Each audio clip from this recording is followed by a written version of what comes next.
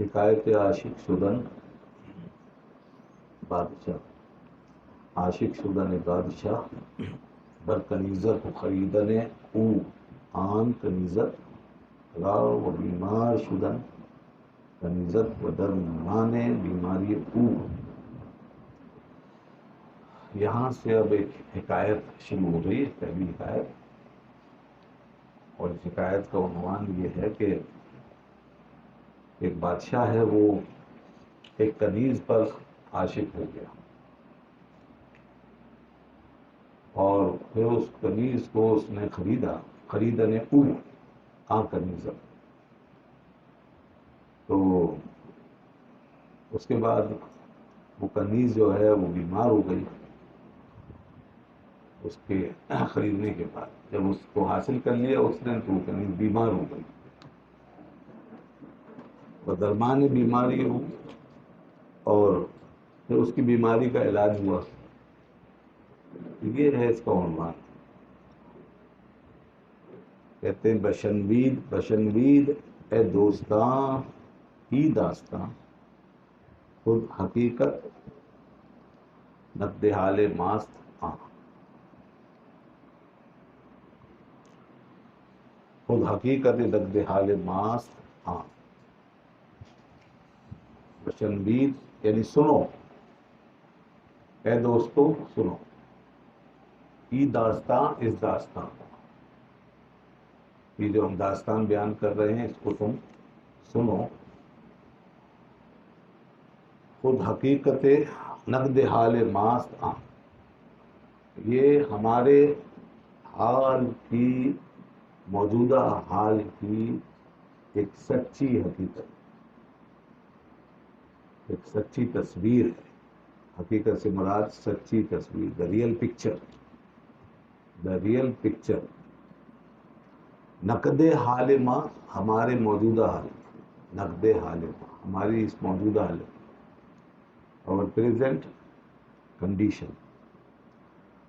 تو کہہ رہے ہیں کہ سنو تم، اب ہم یہ بیان کریں گے تمہیں اپنے موجودہ حالت کی ایک سچی تصویر یہ تمہیں سنائیں گے.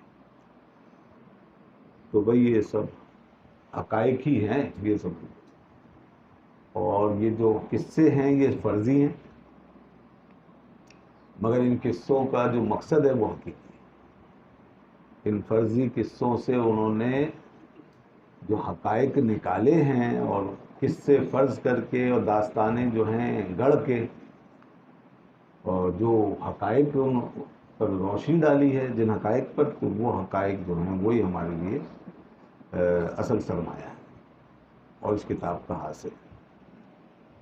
فرماتے ہیں بشنوید اے دوستاں، listen O friends this tale، listen this tale، یہ داستان جو ہے اس کو سنو. یہ خود جو ہے نا یہاں پہ یہ زائدہ ہے، خود زائد ہے. اصل میں مفہوم حقیقت سے شروع ہوتا ہے. حقیقت نقد حال ماست تھا. This is the real picture of our present condition. ٹھیک ہے نا، یہ ہماری ایک سچی تصویر ہے جو ہم بیان کر رہے ہیں. اب اصل میں اس کو سمجھنے کے لیے اب سارے اس مضمون کو اب ملا کے دیکھیے اس سے. جو پیچھے ایک شعر آیا تھا، تو یہ دراصل اسی شعر کی اب تشریح ہو رہی ہے. اس کا تعلق اسی شعر سے. پیچھے آیا تھا رو تو زنگار از رخ او پاک کن بعد ازاں نور را ادراک کن.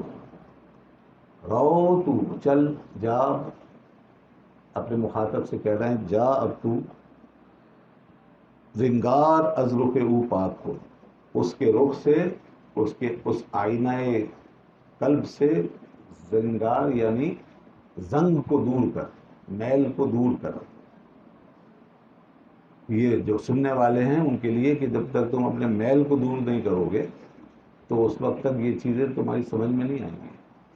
تو اب اس آئینہ قلب کے سے اب اس میل کو پاک کرو، اس میل کو دور کر لو. تو اس کے بعد بعد ازاں نور را ادراک کرو، اس کے بعد پھر تم اس نور کا ادراک کرو، پھر تمہیں پتہ چلے گا کہ وہ نور کیا ہے. تب یہاں پر یہ قصہ جو ہے بس اسی زنگ کو دور کرنے کے حوالے سے، تو اس میں بادشاہ ہے، ایک فرضی بادشاہ ہے، اور وہ بادشاہ جو ہے وہ عاشق ہو گیا ہے کنیز پر. سمجھے نا؟ کنیز کوئی ہے، کہیں پر مل گئی، ابھی بتائیں گے. شکار پہ کہیں گیا تو کنیز سے واسطہ پڑا، اور اس نے دیکھا، بادشاہ نے، اس پر نظر پڑی تو وہ اس کے حسن کا دیوانہ ہو گیا. لیکن وہ ہوا یہ کہ کنیز جو ہے نا وہ خود کسی اور کے عشق میں مبتلا تھی. مسئلہ یہ تھا. تو کنیز جو ہے کسی زرگر سے عشق کر رہی تھی، اور بادشاہ کنیز سے عشق کر رہا تھا. تو بادشاہ کے لیے یہ بات بڑی پریشان کن تھی کہ میں اب اس کنیز کو اپنے تابع کیسے کروں، یہ تو خود کسی اور کی عاشق ہوئی ہے. تو پھر اس نے اس کا علاج کرنا چاہا، اور بہت سے طبیبوں سے اس نے بات کی کہ بھئی اس کا جو ہے یہ دل کا جو روگ ہے یہ نکالا جائے، اور اس کو ٹھیک کرو، اس کا عشق ختم کروں، تاکہ یہ پوری طرح میری طرف مائل ہو اور میں اس کو اپنے تابع کر سکوں. تو طبیب جو تھے، طبیبان وقت، وہ ناکام ہو گئے. دراصل وہ طبیب ناقص تھے. بادشاہ نے جب یہ دیکھا تو اس نے پھر اللہ رب العزت کی بارگاہ میں سے لو لگائی، اور اس راز سے فریاد کی کہ بھئی اے اللہ تو ہی اب یہ کام کر سکتا اور میری مدد فرما اس میں. تو پھر وہ ایک طبیب ملکوتی کوئی آیا، طبیب الہی، کوئی طبیب ملکوتی اترا، اور اس نے جو ہے اس کنیز کا علاج کرنا شروع کیا. تو جب اس کنیز کا اس نے علاج کیا تو اس نے مختلف دوائیں دی.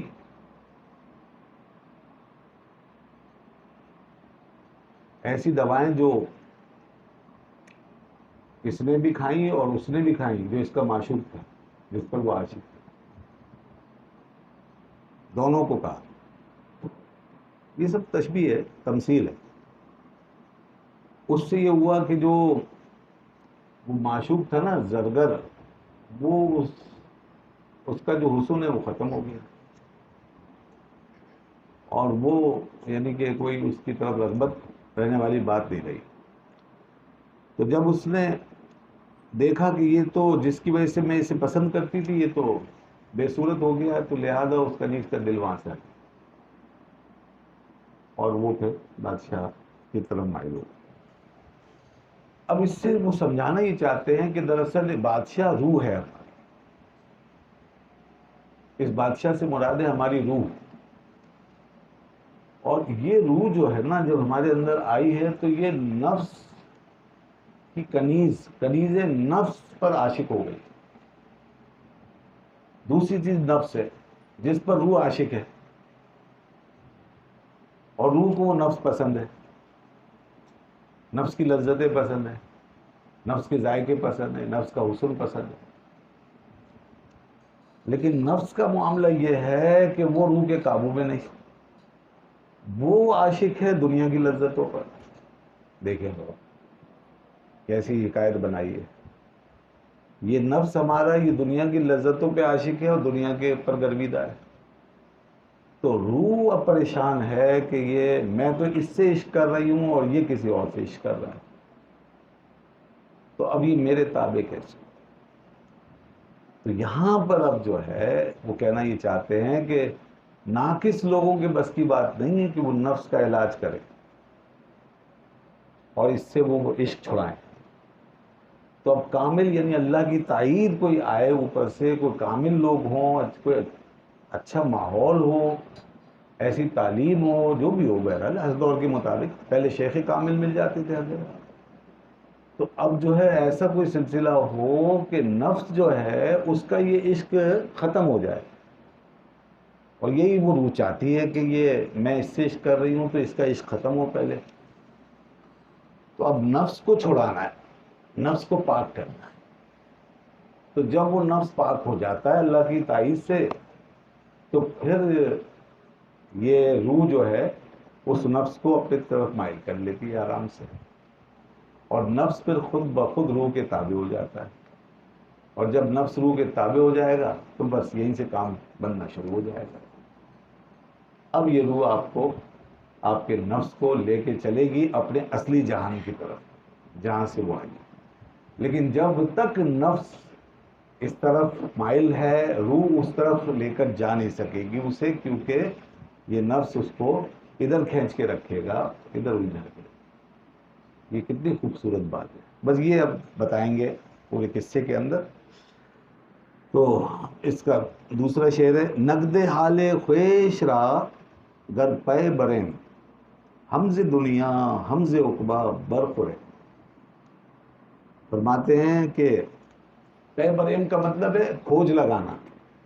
پے برو کھوج لگا، گر پے بریم یعنی اگر ہم کھوج لگائیں، اگر ہم کھوج لگائیں کس کی؟ اپنے اس موجودہ حال کی، جو ہمیں حال درپیش ہے، جس حالت سے ہم گزرے ہیں، گزر رہے ہیں، اس حال کی اگر ہم کھوج لگائیں تو حمز دنیا حمز عقبا برخورین. تو کیا بات ہے، ہم اس نتیجے پہ پہنچ جائیں گے کہ دنیا کا بھی پھل کھائیں گے میٹھا اور عقبا کا بھی پھل کھائیں گے. لیکن شرط یہ ہے کہ ہمیں غور کرنا پڑے گا، ہمیں اس کے بارے میں سوچنا پڑے گا، ہمیں اپنی حالت کو سمجھنا ہوگا، اور حالت کو کھوج لگا کے سمجھنا ہے، ایسے نہیں. انسان کے لیے سب سے بڑا پردہ اس کی اپنی حالت ہوتی ہے. ہم شاید دنیا بھر کی چیزوں کی تحقیق کر سکتے ہیں، مگر اپنی تحقیق کرنا سب سے زیادہ مشکل. اپنا انالیسس کرنا، اپنا تجزیہ کرنا very difficult, so hard. We can't analyse ourselves, our souls, نفس. اس کا ہم تجزیہ نہیں کر سکتے. نقد حال خیش راگ گر ہے برے. تو if we trace out our present condition، ہم اپنی اس کنڈیشن کا اگر ٹریس کریں، اس کو سرچ آؤٹ کریں، اس کو اینالائز کریں، تو پھر یہ ہمیں ملے گا مقام. اچھا، اینالائز کیسے کرنا ہے؟ اینالائز یہی ہے کہ آپ کو یہ دیکھنا ہے کہ آپ کس حال میں رہ رہے ہیں، آپ کی کیفیت کیا ہے. انسان کے لیے سب سے زیادہ باریک خول نفس کا خول ہے، سب سے زیادہ باریک خول، کہ جس کے اندر ساری زندگی انسان لپٹا رہتا ہے، اسے پتہ بھی نہیں چلتا. تو اب یہ چیز جو ہے، اس باریک خول کو جانچ کرنا اور اس کو سمجھنا، یہ اس کے لیے لفظ لائیں کھوج لگانے. ٹھیک ہے نا؟ سرچ آؤٹ کرنا پڑے گا، اس کو ٹریس کرنا پڑے گا، اس کی کھوج کرنی پڑے گی کہ وہ کہاں کہاں چھپا ہوا ہے. تو یہ ایک مستقل قسم کا گویا آپ کا وہ مجاہدہ ہے، اس کو مجاہدہ کہتے ہیں. اور دیکھو، انسان جو ہے نا، جب اپنے بارے میں غور کرتا ہے نا، تو اسے صحیح معنی میں وے آؤٹ ملتا ہے. آج دنیا میں ہم نے جتنا وے آؤٹ پکڑا ہوا ہے، وہ سارا کا سارا مال سے، پیسے سے، عہدوں سے، منصبوں سے، ڈگریوں سے، یا دوسروں کو دور اور قریب، بعید اور قریب کرنے سے. جبکہ اصل معاملہ یہ وے آؤٹ آپ کے اپنے اندر ہے. آپ اپنا انالیسس کریں. اب اپنا انالیسس کا مطلب کیا ہے؟ کہ آپ اپنی نیت کا تجزیہ کریں، آپ اپنی چاہتوں کا تجزیہ کریں، آپ اپنے رجحانات کا تجزیہ کریں، آپ اپنی پرائرٹیز کا تجزیہ کریں. آپ یہ دیکھیں کہ آپ خوش ہو رہے ہیں کسی بات پہ تو کیوں ہو رہے ہیں، افسردہ ہیں تو کیوں ہیں. یعنی ہر چیز کے پیچھے ایک ریزننگ آپ نکالیں کہ آخر اس کی وجہ کیا ہے. تو اب آپ جب اس پہ غور کریں گے تو آپ کو سب جگہ وہی ایک نفس کی محبت نظر آئے گی، اپنی ذات کی محبت، اپنے نفس کی محبت کوئی نظر آئے گی. جس نے اس چیز کو پوائنٹ آؤٹ کر لیا اور پکڑ لیا، بس پھر اس کے بعد وہ اس کا کوئی علاج بھی سوچ سکتا ہے، اس کا تدارک بھی سوچ سکتا ہے. پہلے تو اس چیز کو پکڑنا ہے کہ کہاں کہاں یہ چیز چھپی ہوئی. تو یہ جو صوفیاء کرام کا جو کام تھا نا، یہ سارا کام تفکر کا کام. اور یہ ایک حدیث سے بہت مانوس ہیں تمام صوفیہ. ہاں، وہ حدیث ان کا جو ہے دوسرا کلمہ طیبہ ہے. ایک تو کلمہ طیبہ اسلام کا ہے، ایک ان کی تزکیہ نفس کا ہے. تفکر ساعت خیر من 60 من عبادت 60 سنت، کہ ایک گھڑی کی جو تفکر ہے وہ 60 سال کی عبادت سے بہتر ہے. 60 سال کی عبادت سے بہتر ہے ایک گھڑی کا تفکر کرنا، ایک گھڑی کا سوچنا. یہ حدیث ہے. خیر من عبادت 60 سنت، 60 سال. اب 60 سال کی عبادت اندازہ کریں، زندگی ہے پوری سمجھنے، تو ایک گھڑی کا تفکر اتنا ہے. تو اب یہ تفکر سے مراد کیا لیتے ہیں؟ تفکر سے مراد ان کی یہی ہے کہ یہ اپنا انالیسس کر رہے ہوتے ہیں کہ ہم کیا ہیں اور کہاں ہیں، ہماری پوزیشن کیا ہے اور ہم کتنا صحیح ہیں کتنا غلط. تو اس لیے ان لوگوں کو اصل میں پھر کوانٹٹی سے زیادہ کوالٹی سے رغبت ہے. Quantity does not matter for them, quality does matter. Quality ان کے لیے بہت اہم تھی، اور کوالٹی میں وہ کم مقدار میں بھی اگر کوالٹی کو پہچان لیتے تھے یا انہیں مل جاتی تھی تو وہ اس پہ راضی تھے. لیکن اگر کوانٹٹی وہ ہیوج شکل میں بھی ہے اور لیکن کوالٹی سے خالی ہے تو پھر اس کے کوئی اہمیت نہیں. اس لیے رسول اللہ صلی اللہ علیہ وسلم نے اس خاتون کے بارے میں جب حضرت صدیقہ رضی اللہ عنہ نے فرمایا، عرض کی، وہ بیٹھی ہوئی تھی، حضور نے فرمایا کون تھی یہ؟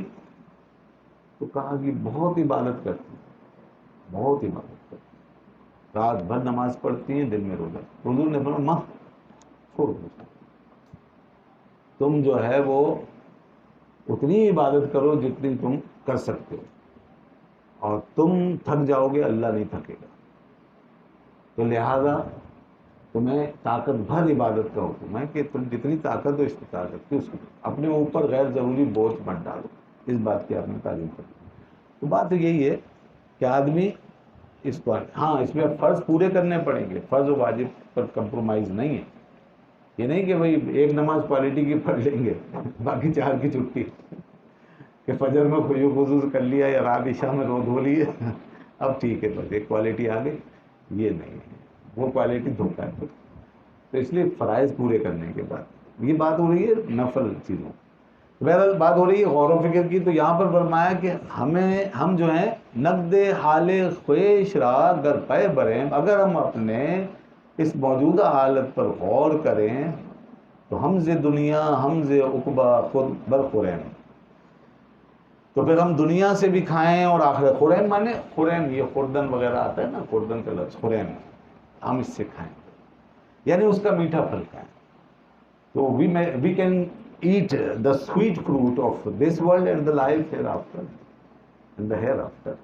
ہم دونوں جہان کا یہ پھل کھا سکتے ہیں. کیا بات ہے جناب. مزہ تو اسی میں یہ نا بھائی کہ آپ دونوں جہان کا پھل کھائیں. کیا بات ہے. اب دنیا کا پھل کھانے والوں کی عمریں گزر گئی ہیں، بہت کھا لیا، لوٹ مار کر لی، بڑے بینک بیلنس بنا لیے، اب دیکھو کیسے لٹکے لٹکے سے رہ گئے بس. اب کیا ہے، اب آخری وقت ہی ایسے تمام لوگوں کو، کوئی 70 سال، کوئی 75 سال، کوئی 80 سال میں ویسے ہو گئے ارب پتی کھرب پتی. لیکن اس کے بعد کیا ہے؟ اور جتنی کہ اب انہیں مایوسی ہوگی نا، اتنی مایوسی فقیر کو نہیں، ایسے لوگوں، کیونکہ آگے کچھ نظر نہیں آ رہا. سارا تو کام حرام پہ جو ہے مبنی تھا اور سب غلط سلط ہو گیا. تو اب آگے کیا خوشی ہے؟ خوشی تو اصل میں اس مرد فقیر کی ہے کہ جس کے پاس ظاہری دولت اگر نہیں بھی تھی، وسائل نہیں بھی تھے، تو اب کم از کم آگے کے معاملے میں اسے اطمینان ہے کہ چلو چند روزہ زندگی ہے، اس کے بعد قبر میں تو آسانی ہے نا. یہ اصل چیز ہے، اور اس کا اتنا بڑا سیٹسفیکشن ہے، یہ اتنا بڑا کہ نیک لوگوں سے پوچھیں آپ کہ دنیا داروں کو کیا اندازہ، نیک لوگوں سے پوچھیں کہ قبرستانوں کو دیکھ کر گھبراتے نہیں ہیں، بلکہ وہ سمجھتے ہیں کہ ہمارا وطن آ گیا، اصلی وطن آ گیا. اس کو دیکھ کے انس پاتے ہیں، قبرستانوں کو دیکھ رش کرتے ہیں کہ اب یہ جگہ ہوگی سکون کی ہمارے لیے انشاءاللہ. اور دنیا دار آدمی جس نے وہاں کی تیاری نہیں کی، بخدا اسے موت بھی جو ہے ہانٹ کر رہی ہے، اسے قبر بھی، اسے آخرت بھی، ہر چیز اس کو ہانٹ کر رہی ہے، اور وہ وہاں سے مایوس ہے. لہذا یہ ایک ایسا خلا ہے جو دنیا کی کوئی طاقت بھر ہی نہیں سکتی. تو یہ ہے دنیا کا اور آخرت کا پھل. سبحان اللہ. حضرت عمر رضی اللہ عنہ نے ایک دفعہ اچھا کھانا دیکھا، دعوت کی کسی نے تو اچھے کھانے چن دیے، تو وہ رونے لگے اور پھر وہ آیت پڑھنے لگے کہ کہیں قیامت کے دن ہم ان لوگوں میں داخل نہ ہو جائیں جن کے لیے کہا جائے گا کہ تم اپنی دنیا میں لذتیں لے چکے، تو کہیں ایسا نہ ہو کہ ہم بھی دنیا میں لذتیں لے لیں اور پھر وہاں کے لیے کچھ نہ بچے. یہ ان کا تقویٰ تھا، یہ ان کا تقویٰ تھا. یہ گویا کہ یہ جو حال جس کا فرما رہے ہیں حضرت مولانا روم رحمۃ اللہ علیہ، اس حال کی اعلیٰ ترین مثال ہے، حال اعظم ہے وہ. ہمارے حال تو ناقص ہیں، ہم تو صرف حرام سے اگر بچ جائیں تو بڑی بات ہے. ان کا تو حلال کے بارے میں یہ حال ہو گیا تھا کہ اس سے بھی دیکھ کے آخرت کی وجہ سے ڈرتے تھے کہ ایسا نہ ہو لذت یہی اس کی مل جائے ہمیں ساری. قرآن پاک میں وفی الارض آیات للموقنین، اور زمین میں موقنین کے لیے، یقین کرنے والوں کے لیے نشانیاں ہیں. وفی انفسکم افلا تبصرون، اور تمہاری اپنی جانوں میں نشانیاں ہیں. یہ وہی اسی آیت کی طرف اشارہ حضرت مولانا روم رحمۃ اللہ علیہ کا.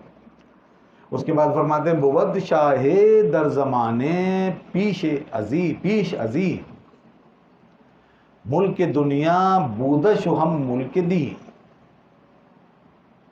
کسی زمانے میں ایک بادشاہ تھا، کسی زمانے میں ایک بادشاہ تھا پیش ازی، ہم سے پہلے، اس زمانے سے پہلے، اس عہد رسالت مآب صلی اللہ علیہ وسلم سے پہلے، before this time. تو in olden time there was a king، ایک بادشاہ تھا پرانے زمانے میں. before this age، before this time، ملک دنیا بودش وہم ملک دی، اس کا ایک دنیاوی ملک تھا، دنیاوی بادشاہت تھی، اور ایک دینی بادشاہت بھی تھی، ملک دین، اور اس کی دینی بادشاہت بھی تھی. تو to whom belonged power corporal, the power corporal and also the power spiritual, دونوں کارپورل بھی اور اسپریچول بھی. تو یہ دونوں ملک اس کو حاصل تھے. کیا مطلب؟ یعنی دنیا میں تو بادشاہ تھا، ٹھیک ہے، حکمران تھا، اور نیک آدمی تھا، پارسا آدمی تھا، دین پہ چلتا تھا. تو لہذا یہ بادشاہ صالح تھا، نیک آدمی تھا. اس لیے آگے قصہ جو اب شروع ہو رہا ہے تو اس سے کنفیوز ہونے کی ضرورت نہیں ہے، اس قصے میں خیر ہے. یہ کوئی عیاشی والا قصہ نہیں ہے. عشق و محبت کی بات ضرور ہوگی لیکن وہ سب ایک اچھے نتیجے پہ پہنچے گی. تو یہ سب اس طور پر ہے، اور بغیر عشق و محبت کی بات بیچ میں لائے یہ سارے حقائق بیان ہو ہی نہیں سکتے. تو اب جناب کیا ہوا؟ اتفاقاً شاہ روزے شد سوار با خواصے خیش از بہر شکار. اتفاق سے شاہ جو ہیں یعنی بادشاہ سلامت ایک روز سوار ہوئے. دیکھو کتنا آسان ہے. اتفاقاً شاہ روزے، ایک روز، ایک دن، شد سوار، شد مانے ہوئے، سوار ہوئے، با خواصے خیش از بہر شکار، اپنے، خیش مانے اپنے خواص یعنی خاص لوگ جو ہوتے ہیں نا، کورٹیئرس، درباری لوگ جو کورٹیئرس تھے اور جو آوان و انصار ہوتے ہیں درباروں میں، ان کے ساتھ باخواص سے، ان خاص لوگوں کے ساتھ وہ شکار پر گیا. از بہر شکار یعنی شکار کے لیے گیا. باہر اردو میں بولتے ہیں از بہر شکار، تو شکار کے لیے گیا. پہلے بادشاہوں کو شکار کا بڑا شوق ہوتا تھا. شکار کے شوق آج بھی ہیں لیکن پہلے بادشاہوں کے بھی مشغلے ہوتے تھے، اور بادشاہ جو ہے نا وہ جاتے تھے شکاروں. اور بڑے بڑے لوگوں کے واقعات ہیں شکار کے جانے کے. یہ تمام جتنے خلفاء اور سلاطین ہوئے ان میں بہت سو کے ایسے واقعات ملتے ہیں شکار کے. اور کوئی ایک دن ہوتا تھا جس میں وہ اپنے ایک باقاعدہ پورا لے کر کے لاؤ لشکر پھر وہ نکل جاتے تھے اور وہاں شکار کرتے. اور اس میں بڑے عجیب عجیب واقعات بھی ہوتے تھے. یہ جو تھے غیاث الدین بلبن جب نکلتے تھے، ان کا لشکر ہوتا تھا. کیا لشکر ہوتا تھا؟ وہ شکار بھی ہوتا یا کوئی اور مہم ہوتی تھی تو حضرت امیر خسرو نے غیاث الدین بلبن کے دور کو پایا ہے اور حضرت غیاث الدین بلبن کے پاس کام بھی کیا انہوں نے، کیونکہ آپ بھی درباروں سے وابستہ رہے. حضرت خواجہ صاحب کی خدمت میں تو بعد میں آیا. تو بلبن جو ہے بہت نیک بادشاہ تھا اور انہوں نے لکھا ہے، حضرت امیر خسرو نے غالباً بیان کیا یا کسی اور نے، کہ جب یہ بلبن جاتا تھا نکل کے تو ایسا لگتا تھا کہ سارا جنگل اللہ اللہ کرتا تھا. ایک ایسا لشکر لے کے جاتا تھا. تو بہت اچھا آدمی تھا، نیک آدمی تھا. یہ ہمارے ہندوستان کی تاریخ میں جو بہت اچھے اچھے نام ہیں ان میں سے غیاث الدین بلبن ہے، اور ایک وہ ہیں شمس الدین التمش، اور پھر پیچھے جائیں قطب الدین ایبک ہیں. یہ بڑے اچھے اچھے نام ہیں. مغلوں میں بہرحال اچھے لوگ کم پیدا ہوئے سوائے اورنگزیب عالمگیر کے. تو نسبتاً پھر اس کے بعد جہانگیر ان سے اوپر تھا، تو وہ بھی حضرت امام ربانی رحمۃ اللہ علیہ کی تبلیغ کے نتیجے میں اس کی کافی حد تک اصلاح ہو گئی، مگر بگاڑ اس نے اپنے والد سے وراثت میں کافی پایا تھا. تو یہ بادشاہوں کے سلسلے اس طرح ہوتے تھے. بادشاہ جو ہیں یہ شکاروں پہ، شکاریات پہ جاتے رہتے ہیں. اور آپ نے شکار کے حوالے سے آپ نے حضرت اسماعیل علیہ السلام کا واقعہ یاد ہوگا آپ کو کہ وہ بھی شکار فرماتے تھے. حضرت ابراہیم علیہ السلام جب آتے تھے تو اس وقت بیٹا شکار پر ہی گیا ہوا ہوتا تھا، تو گھر میں پھر ان کی زوجہ ہوتی تھی تو وہ انہیں سے بات ہوتی تھی. مشہور قصہ ہے، بخاری شریف کی حدیث سے ہوئی پورا واقعہ ہے. 2 دفعہ جب بھی آپ تشریف لائے تو بیٹے سے ملاقات نہیں ہو سکتی. اچھا تو یہ فرما رہے ہیں کہ اتفاقاً شاہ روزے شب سوار با خواص خیش از بہر شکار. آگے فرماتے ہیں بہر سیدے می شد او برکوہ دشت ناگہاں در دام عشق او سید گشت. تو بہر سیدے یعنی شکار کے لیے وہ می شد کبھی وہ ہوتا تھا، او یعنی وہ برکوہ دشت کبھی پہاڑ پہ ہوتا تھا اور کبھی جنگل میں. ٹھیک ہے نا، شکار کرتے ہوئے کبھی وہ پہاڑ پہ جاتا وہاں دیکھتا، کبھی جنگل میں. اس طرح بادشاہ جگہیں مختلف جگہوں پہ جا رہا تھا. ٹھیک ہے جی، یہ سب ہو رہا تھا. تو ناگہا در دام عشق او سید گشت. اچانک کیا ہوا جناب کہ وہ تو شکار کھیلنے گیا تھا اور اپنا شکار ڈھونڈ رہا تھا کہ اچانک در دام عشق او وہ اپنے ہی عشق کے دام میں سید گشت شکار ہو گیا. یہاں آ کے بادشاہ سلامت خود شکار ہو گئے شکار کھیلتے کھیلتے. تو he was captivated, he was fell in his love اور ہی واز کیپٹیویٹڈ، یعنی شکار ہو گئے. بہر سید میشدو برکو دشت. Sometimes he was on the mountain, sometimes into the desert. ٹھیک ہے نا، تو کبھی یہاں کبھی وہاں. کس لیے؟ بہر سید، فار دا چیس. چیس مین شکار. تو شکار جو ہے وہ اس کے لیے وہ کبھی پہاڑ پہ کبھی صحرا میں، اور پھر وہ پھنس گیا خود اپنے عشق میں. بھائی یہ جو عشق ہے نا یہ ایسے ہی ہو جاتا ہے، یہ ماحول عشق پیدا کر دیتا ہے. اسی لیے کہتے ہیں جس کو اس سے بچنا ہے، جس کو جان و دل عزیز تیری گلی میں جائے گی. تو اس لیے ایسا چیز کرنا، دیکھنا، ایسے ماحول میں رہنا، ایسے لوگوں کے ساتھ رہنا یہ خطرناک ہے.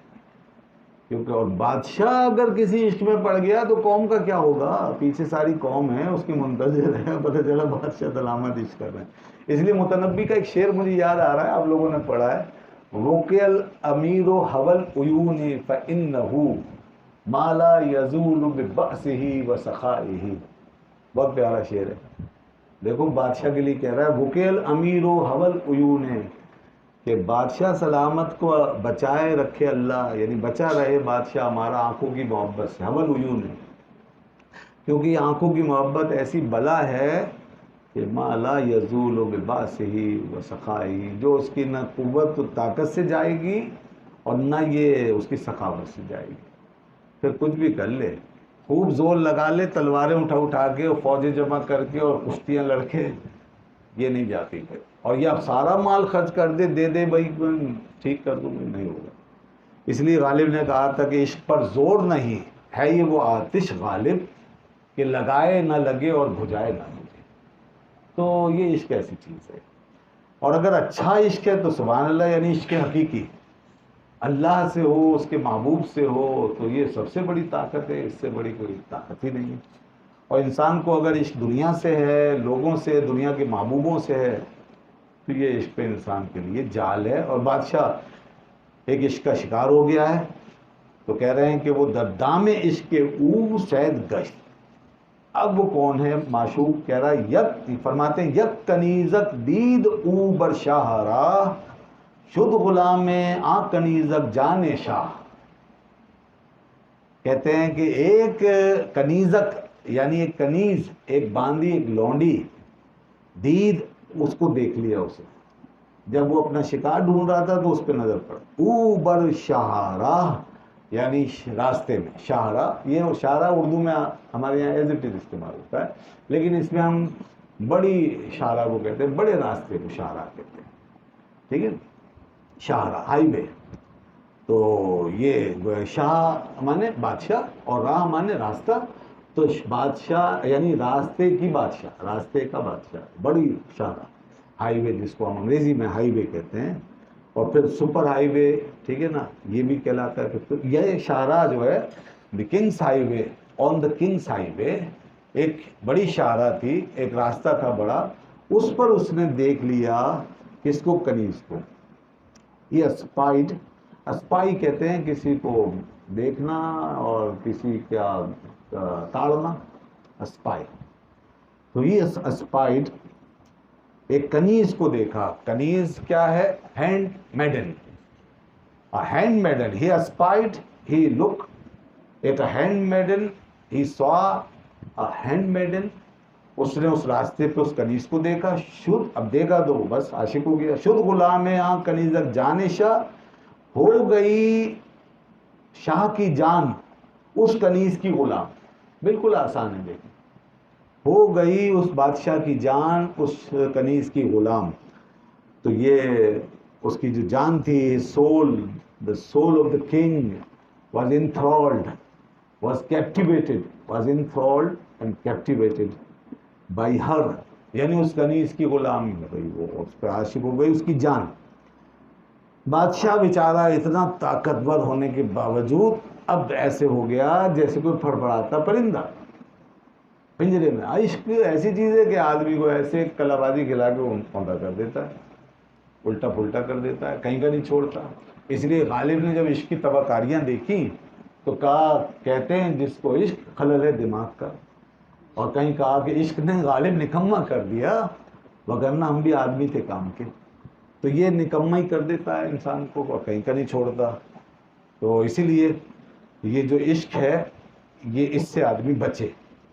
اور اسی لیے حدیث میں آتا ہے من احب للہ ومن ابغض للہ ومن اعطى للہ ومن منع للہ فقد استکمل الایمان. سمجھ گئے نا؟ تو اللہ کے لیے محبت اور اللہ کے لیے نفرت، بہترین چیز یہی ہے. جس سے بھی آدمی محبت کرے تو اللہ کے لیے کرے. بخاری شریف میں حدیث ہے کہ اللہ تعالیٰ 7 آدمیوں کو اس دن سایہ میں رکھے گا عرش کے، جس دن اس کے سائے کے علاوہ کوئی سایہ نہیں، یوم لا ظل الا ظلہ. اس میں سے رجلانی، ان کا فرما رجلانی تحابا فی اللہ ہے، وہ 2 آدمی جو اللہ کے لیے محبت کریں گے تو اور جب ملیں گے تو اجتماع علیہ و تفرق علیہ، ملیں گے تو اسی کے لیے ملیں گے، جدا ہوں گے تو اسی کے لیے. اور ہم جس ماحول میں رہتے ہیں انشاءاللہ، یہ جو ہمارا آپس کا علمی ماحول ہے، دینی ماحول ہے، دینی لوگوں کا ماحول ہے، یہ بالکل انشاءاللہ الحب فی اللہ ہے. اس سے بڑی امید ہے انشاءاللہ کہ یہ اللہ واسطے کی محبت ہوتی ہے جو آپ لوگوں کے درمیان ہے. اور جو تاجروں کے بیچ ہے یا دنیا داروں کے یا دنیاوی سیاسی چکروں میں جو محبتیں ہیں وہ سب دنیا کے لیے ہیں. تو یہی محبت ہے. یہاں تک کہ رشتہ داروں کی محبت بھی ایک قسم کا دنیاوی تعلق بن کے رہ جاتا ہے. وہاں بھی کوئی آخرت کو سامنے رکھ کے اپنے رشتہ داروں سے حسن سلوک نہیں کر رہا ہوتا، صرف اپنی ذاتی پسند ناپسند سے چل رہا ہوتا ہے.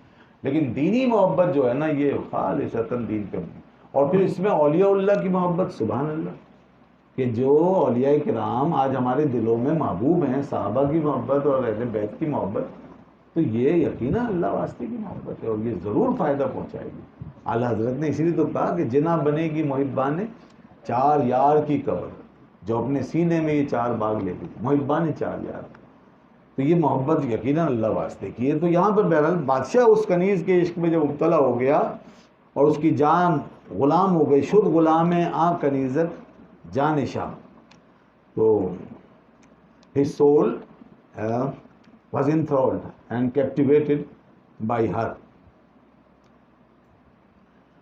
مالو آ کنیزک را خرید، اب اس کا طائر جان، مرغ جان، طائر جان یعنی اس کی جان کا پرندہ، اب یہ تشبیہ دے رہے ہیں نا، جیسے پرندہ قفس میں پنجرے میں ہو، کیج میں پرندہ ہو تو پھر کیا ہوتا ہے، تڑپتا ہے نا وہ، چوں در تپید، یعنی بادشاہ کی جان جسم کے پنجرے کے اندر ایسے ہو گئی جیسے کہ کوئی حرارت عشق میں جل رہا ہے، تڑپ رہا ہے، تو پرندہ پنجرے میں جیسے پھڑکتا ہے ایسے اس کی جان پھڑک رہی ہے۔ اب جسم اس کا پنجرہ ہے اور جان اس کی پرندہ ہے، تو اب یہ جان پرندہ بڑی اچھی زبردست تشبیہ ہے کہ یہ جب پھنس گیا ہے کسی کے عشق میں تو اس جسم میں اب اس کو قرار نہیں مل رہا، وہ جان ادھر ہی جا رہی ہے اور جسم اس کے پیچھے پیچھے اس کو بالکل فالو کرے گا، اور جہاں وہ جائے گی، جانا چاہے گی، وہاں جسم جائے گا۔ یہ ہے پرندے کی کیفیت جو انسان کی ہو جاتی ہے۔ یعنی اگر عاشق تو یہ قفس انصری سے گویا کہ اس کو رہائی مل جائے تو جان اڑ کے جانے کے لیے تیار ہے، اور یہی وجہ ہے کہ لوگ اپنے عشق میں اتنے اندھے ہو جاتے ہیں کہ اپنی جانیں دے دیتے ہیں تاکہ کسی طور ہم قرار پا لیں۔ مرغ جان اج در قفس چوں در تپید، تو کہتے ہیں his soul، ٹھیک ہے نا، بادشاہ کا جو جان تھی وہ جناب was fluttering یعنی وہ تڑپ رہی تھی in its cage، اپنے پرندے کے اس کے پنجرے کے اندر۔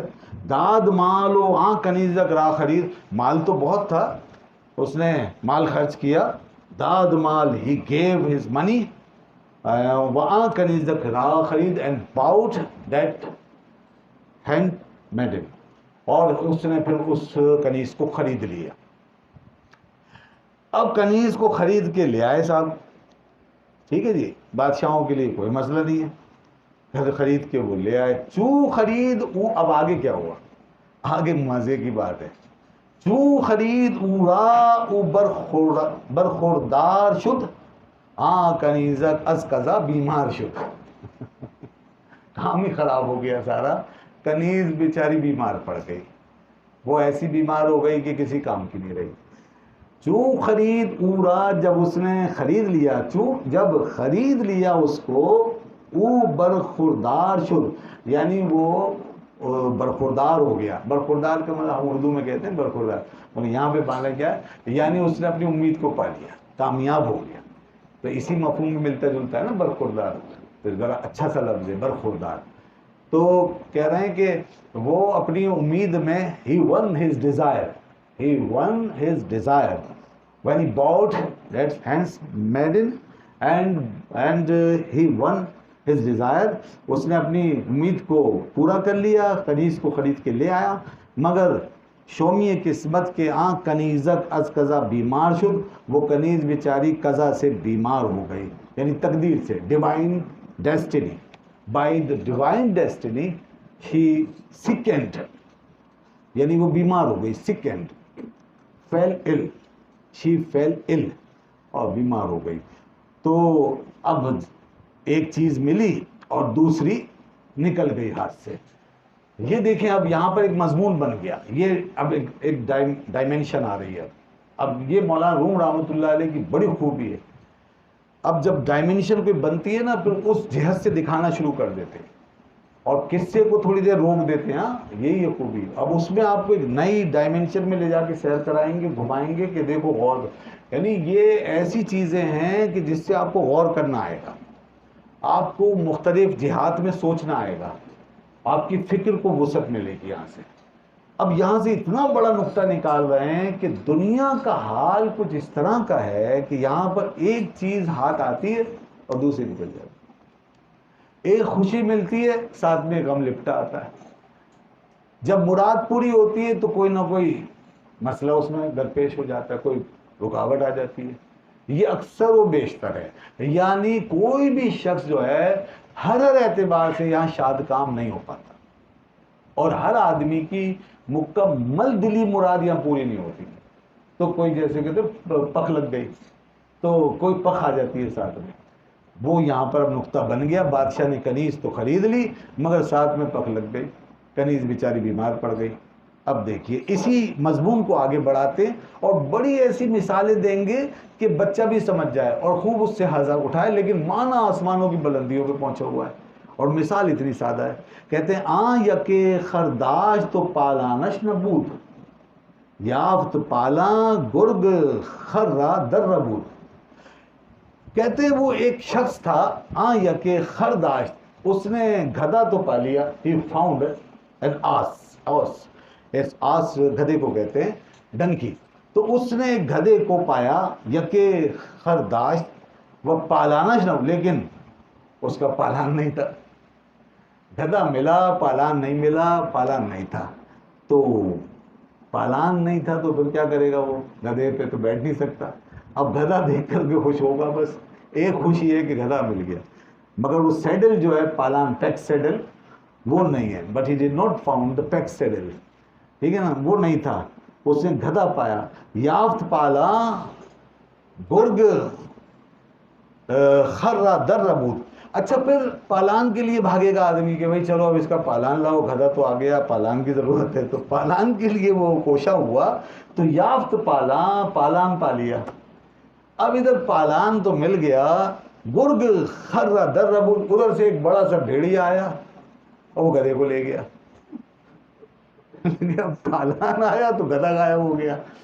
تو یہ گویا دنیا کا تماشا ہے. ایسا ہی ہوتا ہے، ایسے ہی ہوتا ہے دنیا میں. آپ کو ایک چیز ملتی ہے دوسری جا رہی ہوتی ہے. تو وہ ان مال اسری اسرا پڑھے نا، ان مال اسری اسرا، ہر اصول کے ساتھ یسر ہے. تو اصول کے ساتھ یسر ہے اور یسر کے ساتھ اصول ہے. تو فرمایا یافت پالا، ہی فاؤنڈ دیٹ سیڈل. جب اس نے پا لیا اس کو تو پھر کیا ہوا، دا وولف کیریڈ اوے دیٹ آس. اس نے بھیڑیے نے اس کو آ کر کے اچک لیا اور وہ لے گیا اس سے. اب دیکھیے ایک مثال ہو گئی، کتنی سادہ مثالیں ہیں. دوسری مثال، کوزہ بودش آب می نامت بدست، آب را چوں یافت خود کوزہ شکست. ایک شخص کے پاس پیالہ تھا، مٹکا تھا، گھڑا تھا، آب می نامت بدست، لیکن پانی کا انتظام نہیں تھا. اب گھڑا ہے پانی نہیں ہے، یہ صورتحال ہے. وہی ایک چیز ہے دوسری نہیں ہے. تو اس کے پاس ایک کوزہ موجود ہے مگر پانی نہیں ہے. آب را چوں یافت، اور جیسے ہی پانی ملا خود کوزہ شکست. تو پتہ چلا گھڑا ٹوٹ گیا، برتن ٹوٹ گیا، وہ نہیں رہا. یہ سب مثالیں ہیں وہی چیز کہ ایک آ رہی ہے چیز دوسری جا رہی ہے، ٹھیک ہے نا. تو یہاں پر بھی یہی ہوا کہ پانی ہے، کبھی پانی ہے کبھی کوزہ ہے. کسی شاعر نے کیا خوب کہا، کبھی مگر اپنے اپنے مقام پر، کبھی ہم نہیں کبھی تم نہیں، کبھی ہم نہیں ہیں تو کبھی تم نہیں ہو. تو یہ نہیں ہو پاتا انسان کی ساری چیزیں ایک ساتھ جمع کریں. تو کوزہ بودش، یہ کوزہ تھا، he found a pitcher but there is no water to be obtained. پانی حاصل نہیں کر سکتے تھے. آبرا چو یافت and when he found the water تو خود کوزہ شکست. کوزہ کیا تھا، the pitcher broke، وہ کوزہ ٹوٹ گیا. شاہ طبیباں جمع کرد از چپو راست، گفت جانے ہر دو دستے شمار. اب جناب چونکہ کنیز تو آ گئی تو لیکن وہ بیمار ہے تو اس کا علاج بھی ہونا چاہیے. اب علاج کے لیے شاہ نے کیا کیا، شاہ نے، بادشاہ نے طبیبوں کو جمع کیا. شاہ طبیبہ جمع کر، تو the king gathered the physicians، معالج طبیب جمع کیے together. चपोरास from left and right side, दोनों तरफ से, राइट और लेफ्ट हर जगह से, यानी हर जगह से जमा कर लिए।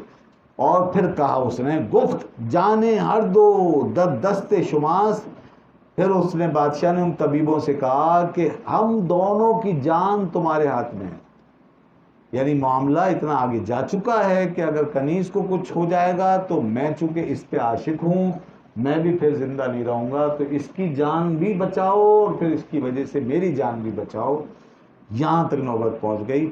He said to the physicians that the soul of us both is in your hands, कि हमारी जानें अब तुम्हारे हाथ में हैं, लिहाजा तुम अब हमारी जान बचा सकते हो।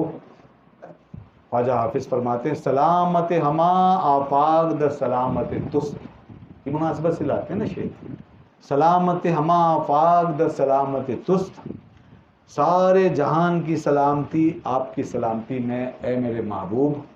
ये हाल है, हाँ ये हाल है, ये कोई शख्स नहीं बैठा हुआ सामने, कोई इश्क नहीं हो रहा है, ये हाल है हर एक का। जो इस हाल से गुजरेगा वो इस शेर को समझ लेगा। जब इंसान की जान कहीं अटक जाए, जब किसी से इश्क हो जाए, जब किसी मोहब्बत में है, इश्क सच्चा हो या झूठा हो, तो फिर कैफियत ये होती है कि इंसान के लिए वो जान की सलामती जहान की सलामती है। तो उसी को कह रहे हैं, सलामत हमा आफाक द सलामत तुस, बहीच आरिज़ई शख्स तू दर्दमंद मबाद, कि अब तुझे तेरे शख्सियत को, तेरे वजूद को ए महबूब कोई आर्जा लायक ना हो, तो उसकी वजह से दर्दमंद ना हो जाए, क्योंकि अगर तू दर्दमंद हो गया तो सारा जहान दर्दमंद हो जाएगा, क्योंकि उसका जहान अब उस माशूक और महबूब के अंदर ही है। तो इसलिए वो ये बात कह रहा है कि अगर तुझे कुछ हुआ तो गोया सारा जहान खराब हो जाएगा।